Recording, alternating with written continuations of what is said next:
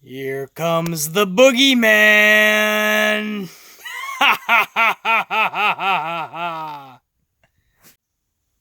And that's that. That right there was your go-home show to Extreme Rules pay-per-view. That Monday Night Raw for Monday, July 9th, 2018, that is what was supposed to get you excited, intrigued, off your seat, amped up, goosebumps, ready to buy that network, ready to watch and be entertained by Extreme Rules. That's the name of the pay-per-view. So you know shit's gonna be good, right? And you look at the card and you say, where's the extreme matches, man? Hold your fucking seat, man. Hold on to that motherfucker, because you're about to be catapulted off of your seat when you find out Seth Rollins is taking on Dolph Ziggler in an Iron Man match. That's right. I mean, it's not 60 minutes. It's not even 45 minutes. It's a half an hour. I mean, Seth Rollins does half-an-hour matches all the time, but still, they labeled it an Iron Man match. That's extreme, right? No? Alright, well, hold on. Let me, how about this one? Alexa Bliss versus Nia Jax in an Extreme Rules match. That's right. Nia and Alexa are gonna have the Extreme match. That's not getting you amped up? How about Braun Strowman and Kevin Owens? This was just added last night to get us really getting those goosebumps. Get us really intrigued. Strowman, Owens, steel cage match. Okay, we've seen steel cage matches at live events, Raws, SmackDowns, maybe too often. So maybe that's not extreme either. Fuck. SmackDown has to have something, right? Some type of fucking match, stipulation. Fucking... Shit, that's Extreme Rules.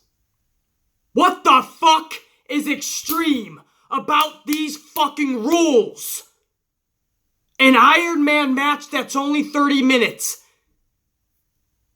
A steel cage match. And a fucking Extreme Rules match between two women that couldn't get extreme if their life depended on it. That was Extreme Rules' final build for Monday Night Raw. Do you honestly think SmackDown's gonna be any fucking better tonight? Where do I begin with this fucking shit show? Because Extreme Rules is Lovable rules to me. That's all it is. This is the most nonchalant, carefree hugfest of an Extreme Rules I've ever seen. This is Lovable rules.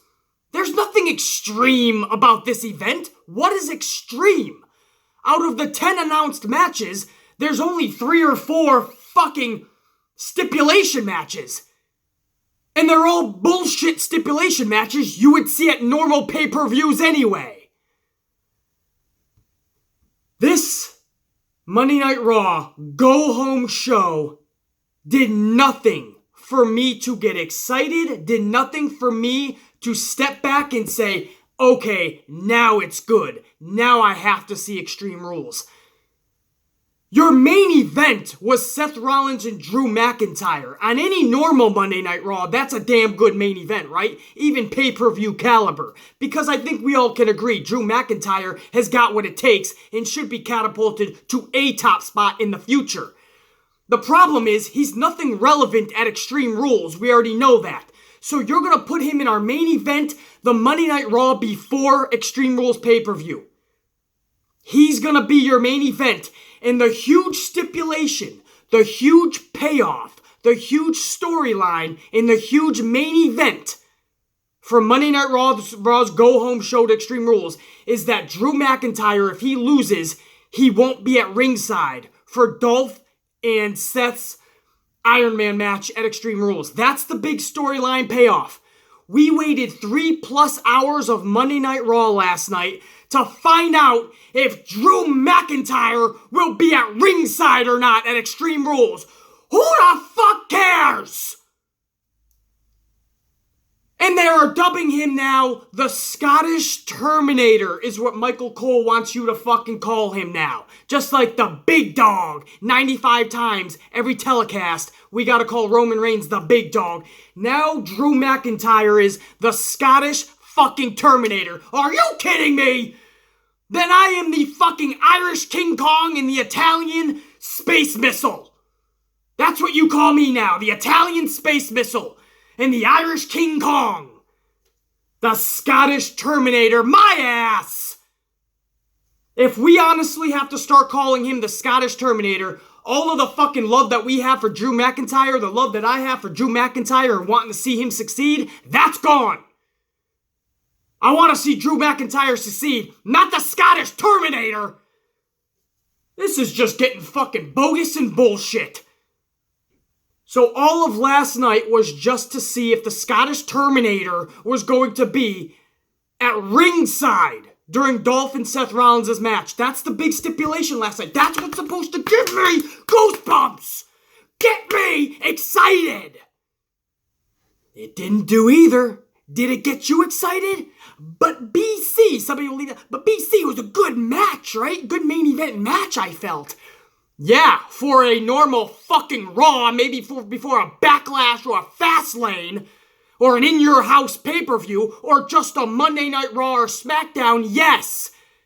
Not for a go-home show to an event called Extreme Rules, in which the guy whose main storyline is he going to be at ringside or not, isn't even a part of Extreme Rules. He's just the fucking partner of one of the participants, which is Dolph. And by the way, Dolph and Rollins isn't even the main event at Extreme Rules. That is the final segment of your go-home show to Extreme Rules. Does anybody else have a problem with that? 3+ hours and the ultimate payoff, the ultimate storyline, the ultimate main event is Drew McIntyre gonna be at ringside Sunday? I don't give a fuck if McIntyre's even in the building Sunday. I'm all for giving McIntyre eventually the rocket, strap it to his back and watch that motherfucker explode. Last night wasn't the fucking time to do it. He's got nothing to do with Extreme Rules. So they tried to go, let's make it look like he does have something with Extreme Rules. He's going to be in the corner of Dolph. So we'll make a stipulation. McIntyre versus Rollins. And if McIntyre loses, he won't be at ringside. This will be really intriguing for the audience last night. If your IQ is .-0,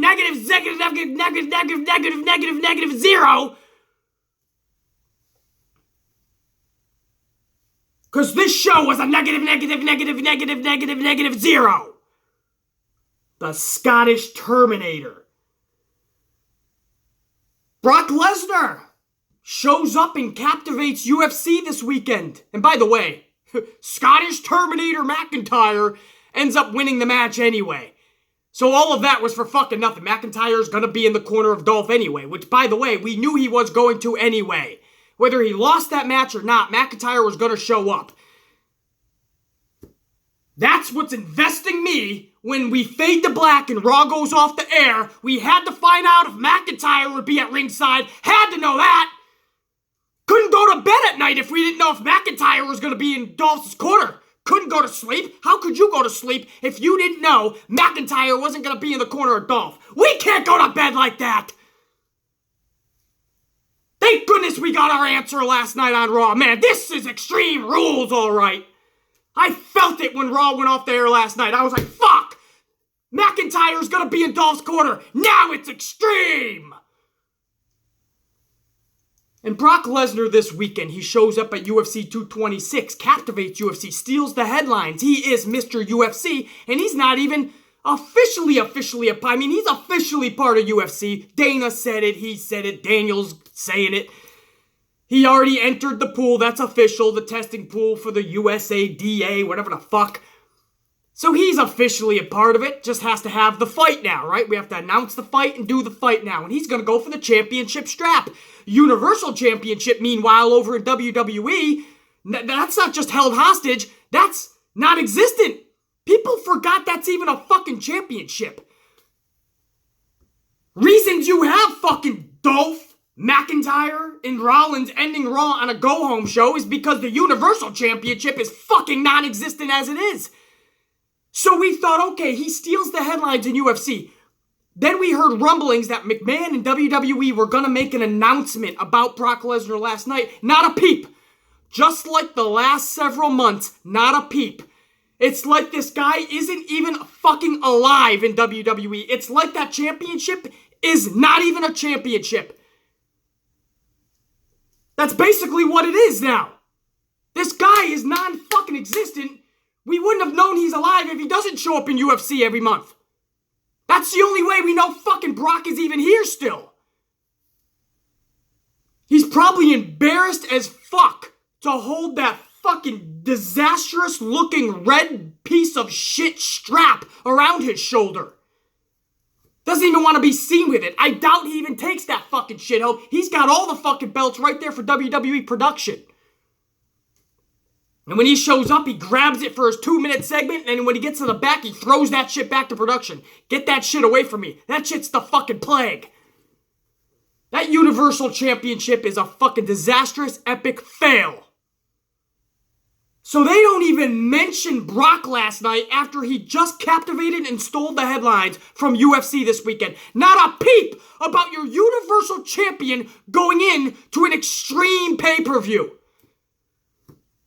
Brock? I don't know who Brock, did you say Laser? Brock, Lesnar. Lesnar? Oh, I think I do, yeah, he's got the, what champion, oh, he's got the heavyweight, right? The universe, yes, that's right. We're gonna talk about him in I got a meeting to go. We'll talk about him in a couple of weeks, maybe year, we'll talk about him down the road. They don't want to even discuss it because they know they fucked up. They don't have a fucking plan. They won't even buy fireworks for their show. They won't change the sets for their pay-per-views. They won't spend an extra dime in WWE because it's all going to the XFL and to NXT. But the main roster, fuck that shit. They know the casual fans will eat up that Roman Reigns merchandise. And that Alexa Bliss merchandise. We'll let the casuals eat on that. And the fucking diehards?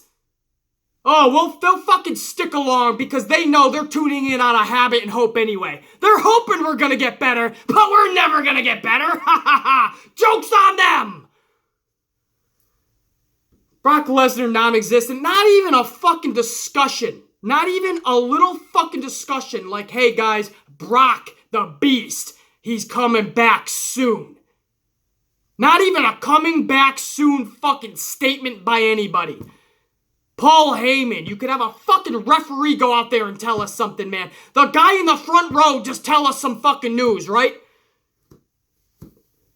No word on Brock Lesnar after he just steals the show at UFC.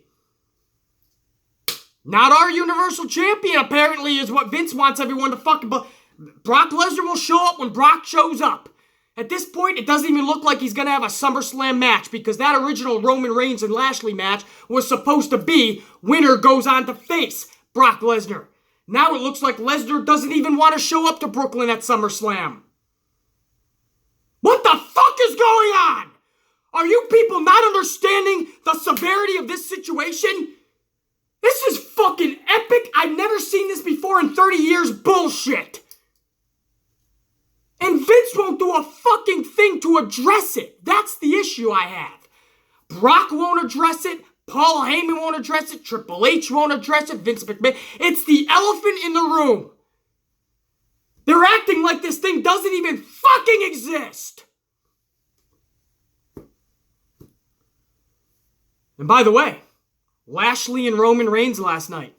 Oh, they kick off Monday Night Raw. You guys know I love the break it up brawls, right? That's when everybody in the locker room comes out and they break that shit up. And they try, but the other guy dives onto the other one and the brawl lasts for a good 10 to 15 minutes. I love those break it up brawls, but you gotta do it in the right situation. That's usually done sporadically and periodically with a big main event at a pay-per-view coming up. They wasted that shit on Roman Reigns versus Bob Lashley. Can't make that shit up. If you didn't watch Raw yet, you shouldn't be watching a review video anyway, so what the fuck are you doing? They started Raw with a break it up brawl between Bob and Roman. And as much as that's usually really fucking cool to see, it looked like Boston was eating it up because when you're there live, anything that's chaotic in front of you, you're gonna cheer. That's at any event. When shit gets chaotic and you're right there, but you don't gotta be inside of that chaoticness, you're gonna cheer. It's fun. At home, I'm sure a lot of us were like, what the fuck is going on? Why would you waste a break it up brawl on Roman and Bob? That should not, it better not be anyway, the fucking main event. But then again, you look at the card, what would be the main event? Owens and fucking, maybe Rusev and AJ Styles? Owens and Braun? There's not even a main event at Extreme Rules. Think about that shit! There's not even a main event worthy match at this Lovable Rules event. I can't even think about what would close the show. Rusev and AJ Styles doesn't even fully captivate me. Fuck that shit. Maybe it's the Extreme Rules match. Nia and Alexa are gonna close the show. Oh, that would be great. The first ever pay-per-view to literally put us to sleep. Where the fuck was I? So they used this Break It Up Brawl segment for Roman and Bob. What the fuck? This is a match nobody even wants to... Okay, there's the kids and the ladies out there and a couple of dudes, I understand, that want to see this match, but the fuck... Pittsburgh is smarter. It's a smart crowd is what I'm saying. So most people there, guys, they're not going to want to see Bob and Roman anyway. So you wasted this Break It Up Brawl segment on Bob and Roman when they're still going to shit on that match. They're just going to. This isn't me spewing nonsense. You don't believe me? Tune in Sunday, watch that match, listen to the crowd, and then go, BC, you were right again. I know, because I know what I'm talking about. I know the towns and cities that they go to. I know what type of crowds they are. And I know the matches WWE is putting on. I know what WWE is trying to do, and I know what's going to end up happening. I know it all the time. Because I'm actually smart.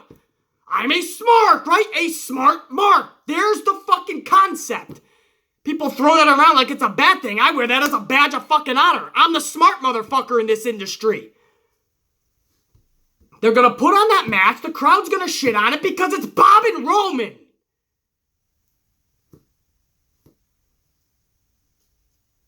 You can't waste segments like that when the show is already horrendous. Those type of things need to be saved for the epic moments in matches and main events for pay-per-views.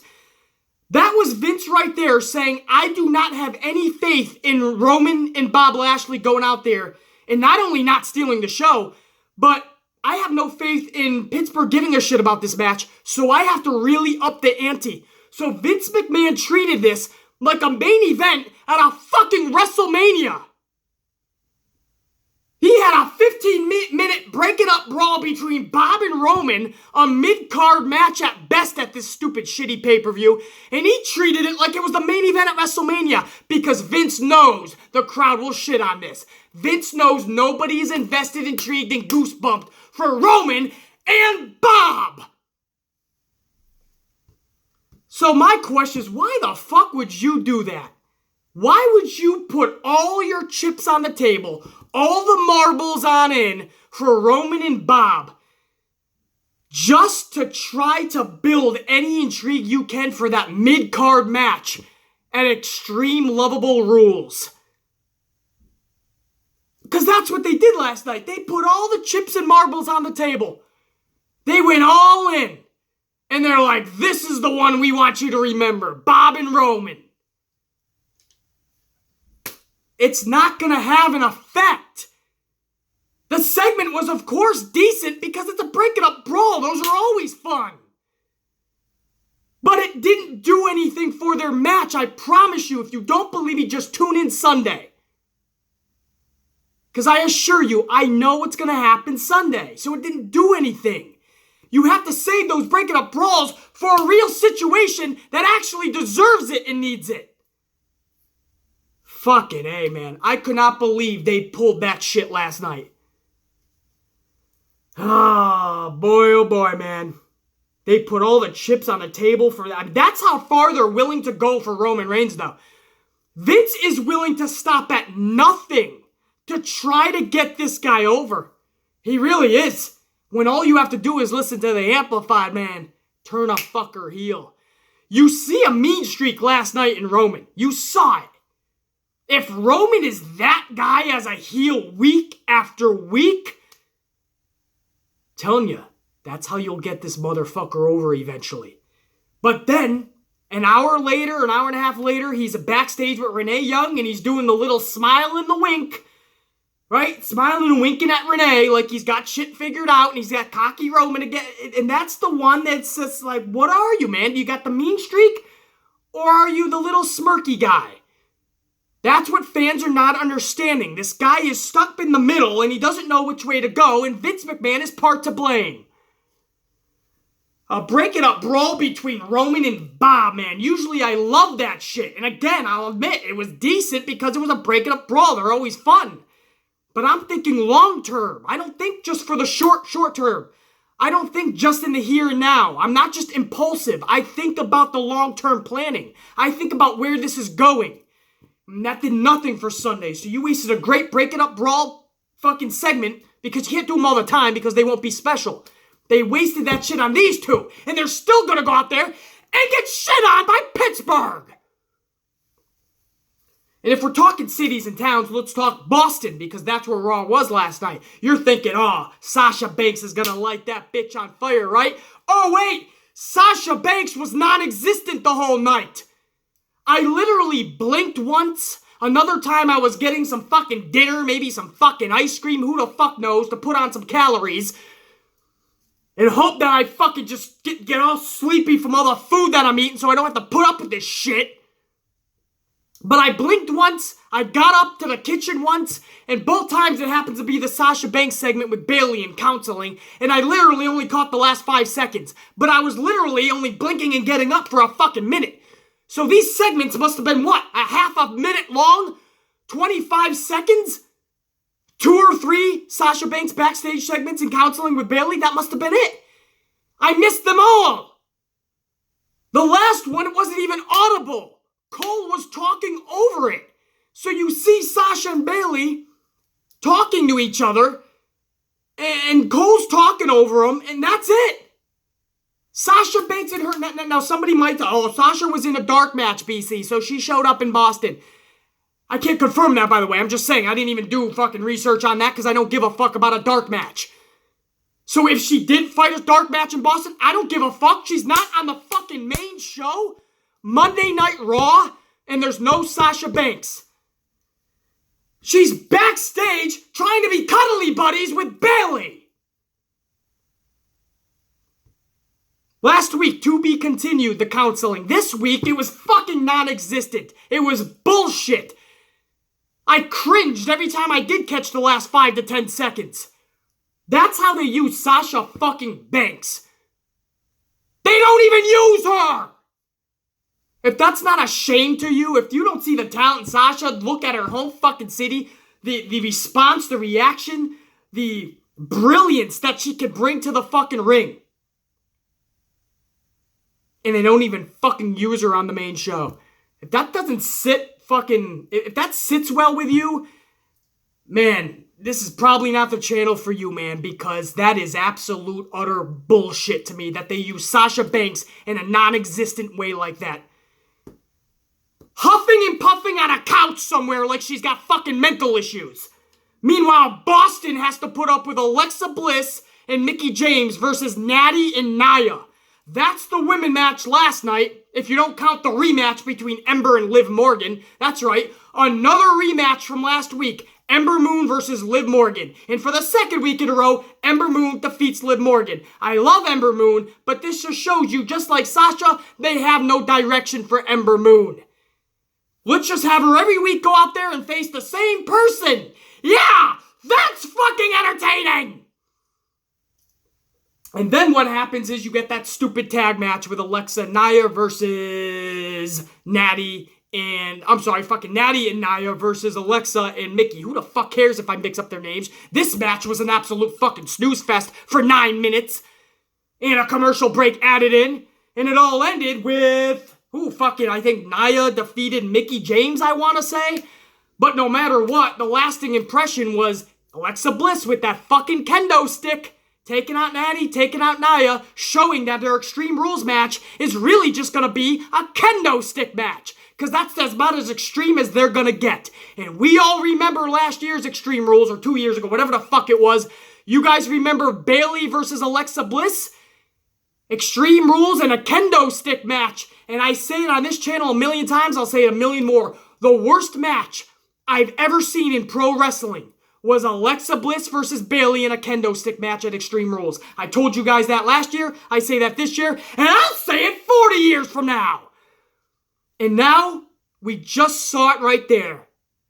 Alexa Bliss and Nia Jax will, half of that match at least, will be a kendo stick match, and they'll gently tap each other like they're playing a game of tag. You're it! No, Nia! You're it! Alexa, you silly little one! You're it! Extreme kendo stick match at Lovable Rules. Can't wait! Excited! Intrigued! Goosebumps! What the fuck am I missing, man?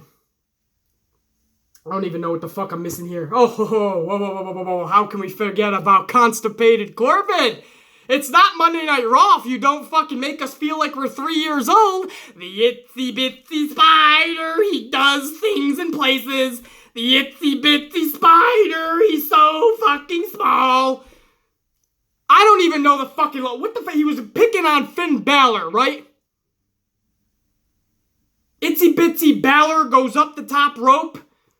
I think my fucking singing is quite dope. I don't know what the fuck Constipated Corbin was on last night, but he was extra constipated because that motherfucker should never attempt to be on American Idol or The X Factor or never sing along Elias again.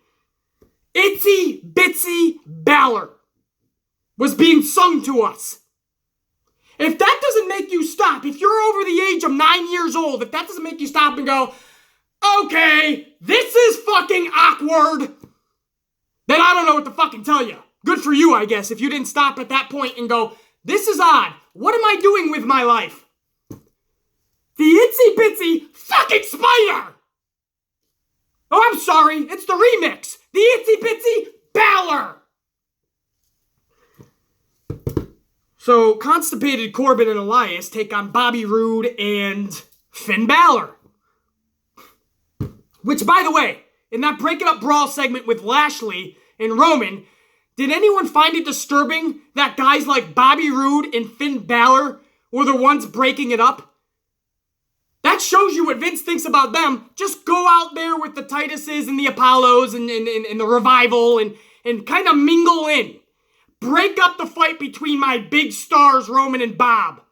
Can you do that, Balor? Can you do that, Bobby Roode? Thank you. Be the little mid-carders that you are. I found it extremely fucking irritating that they were breaking up a brawl when they should have their own big storylines.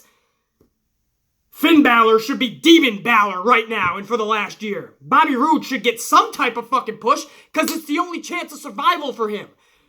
Yes, I've said a million times, Bobby Roode, when it comes down to it, when it comes down to the athleticism of today, Bobby Roode would be a mid-card player. I understand that.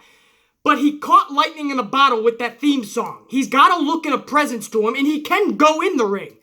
So if you give him the right push, Bobby Roode could be somebody. So give him the push! Instead, they have him breaking up this fucking Break It Up Brawl last night, and then they have him lose. Center of the ring last night against Constipated Corbin. 1, 2, 3, flat on his back. Bobby Roode takes the L. Bobby Roode eats the L.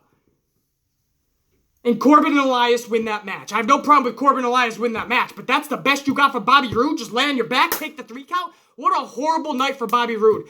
Break up a fight like you're a little fucking bitch pussy. I'm gonna break up the fight. I don't wanna see a fight. Don't fight, everybody. Let's just all fucking break it up and eat cupcakes and stare at the sunset. That's all Bobby wanted to do. And then Bobby goes out there to have his fight and he loses 1, 2, 3. What a horrible night for fucking Bobby Roode. And Finn Balor continues to fucking lose. I know this was a tag match, but that's a tag team.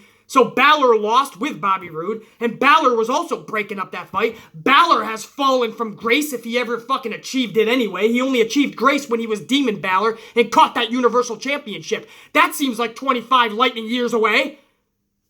Ago.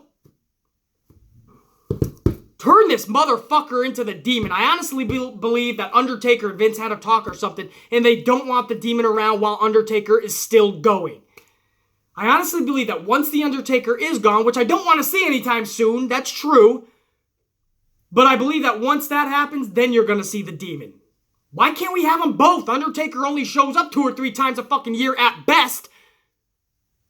Bring out the fucking Demon. Itsy Bitsy Balor. Wow, that is a go-home show to Extreme Rules, man.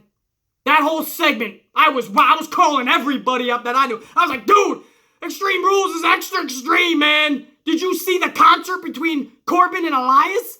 And then Bobby Roode breaking up the fight earlier in the night, and then he takes the L? This is extreme! I'll tell you the best part about Monday Night Raw last night, and it was somebody who wasn't even there. 2 people that weren't even there in the arena. Ronda Rousey has a commercial for 2K Sports, is it? I don't even know who puts on these games. I don't play fucking video games. But Ronda Rousey does this commercial. I think it's 2K, but it's for WWE 2K18. I don't even know what you call this shit. I'm not a gamer.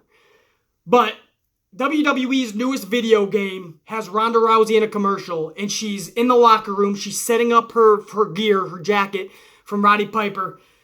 And you hear Roddy Piper's voice, and it's a message he had for Ronda, and it's a conversation they had, and Ronda's talking back to Rowdy, and it's Roddy Piper's real fucking voice. And it's eerie, and it's fucking, that gave me fucking goosebumps. Nothing to do with Extreme Lovable Rules, nothing to do with the show last night, but it was the best part about Monday Night Raw. Go back and check that commercial out if you haven't seen it. Again, it's for WWE's newest video game, and Ronda Rousey, I guess, is a pre-playable character, if you call it that. And, man, it's her and Roddy Piper having a conversation, man, and it's a fucking goosebumps moment. Best part about Raw. That was Monday Night Raw. There's nothing else to talk about, guys. The B team continues to go out there and act like they're Wyatt and Hardy. That was funny the first week, maybe 2 weeks. Now it's just like any steam that the B team had is gone now because the gimmick wore itself out with trying to be Hardy and Wyatt. That's all creative had for the last month. Go out there every week and try to be them. They're not creative. They're dumb as rocks. That's all they had. They come up with one shitty idea and they go, let's do that for 4 weeks. We see it time and time again. That was the whole feud between Bob and Roman. Every week, go out there and take on the Revival and act like there's tension. That was it, every week. Now, every week, it was Sasha and Bayley and the Riot Squad every week. And show that there's tension between Bayley and Sasha. Now, every week, it's B-Team. Go out there and act like you're Hardy and Wyatt. It'll be funny. The crowd will love it. Boston was about to go to bed when the B-Team came out. What else is there to talk about? Mojo and No Way Jose? I'm not even going to go over that shit. That's not worth my fucking breath. That's it. There's nothing else to talk about here, man. There's nothing. If you want to call this a decent show, if some of you want to call it a good show, that's fucking awesome for you. This is a go-home show to a pay-per-view called Extreme Rules that's not even close to extreme. If this is a pendulum, it's more toward Lovable Rules. If you have Lovable and Extreme and you're in the middle, this pay-per-view has easily shifted to Lovable a long time ago. So this is not a good go-home show. Maybe any other week I could call this decent. I don't know if I would call it good, that's for sure. Maybe decent, but not for a go-home show to an Extreme Rules pay-per-view, man. This is absolutely fucking as lame as you can get for Extreme Rules. I've never seen a pay-per-view this fucking lame that has such a gigantic title on it. It's just irony. It's ironic that this is called Extreme Rules, and it's probably the most non-extreme card I've ever seen. Ironic to me. Oh yeah, what, Braun Strowman and Kevin Owens. Kevin Owens has a doctor's note that he can't compete last night, So he shows Kurt Angle, and he says, I'm going to stay in your office because it's safe. And at the end of the night, Braun Strowman comes in the office. Angle says it's a cage match Sunday. And Braun Strowman just sprays Kevin Owens with some, like, Lysol or something because he says, you reek of fear. Wow, that got me excited for the cage match between Braun in his lunchbox versus Kevin Owens in his fear. Can't wait, man. That's it, man. The Amplified Man has no more fucking time for this bullshit. We'll go on to SmackDown tonight. We'll hope that it's a fucking iota. I'm just asking for an iota of betterness in tonight's SmackDown event than Raw last night. Just an iota. Just be a little better, a little intriguing. Get me somewhat excited for this shit, man. Somewhat! SmackDown tonight. We'll talk about it tomorrow in the SmackDown review reaction. Lots of coffee and lots of ass whoopings now. The Amplified Man, he's getting the fuck out of here because that's it. If I go any more, I'm gonna fucking blow out a fucking have an aneurysm or some shit. That was your go-home show, Monday Night Raw to Extreme Rules. I hope you guys are intrigued, man. I hope you guys are excited. I hope that did its job. Didn't with me. Amplified Man. We'll go on tonight. Check you guys tomorrow. For now, check you later. Yeah. The fuck are you still doing here? The video is over. Go home. Go to school. Go to work. Go play in the middle of traffic. But get the fuck out of here.